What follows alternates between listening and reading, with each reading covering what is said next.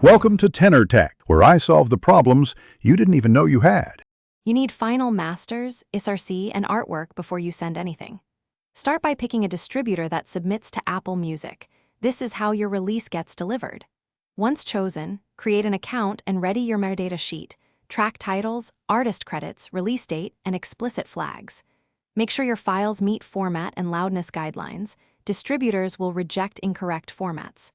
Do this now so the upload step is uninterrupted, and you'll avoid delays caused by missing codes or bad artwork. You'll upload your masters and artwork to the distributor and fill out the release form. Make sure the release date gives Apple at least 7 business days for processing. Shorter windows risk pushbacks. Configure territories and pricing, and enable pre-order if you want early marketing. Enter SRC for each track and ensure composer and publisher splits are accurate so royalties route correctly.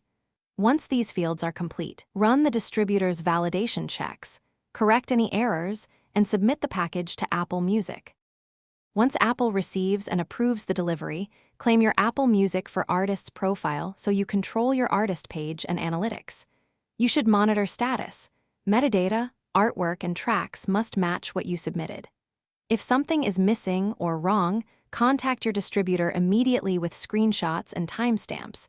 They submit fixes to Apple rather than you directly.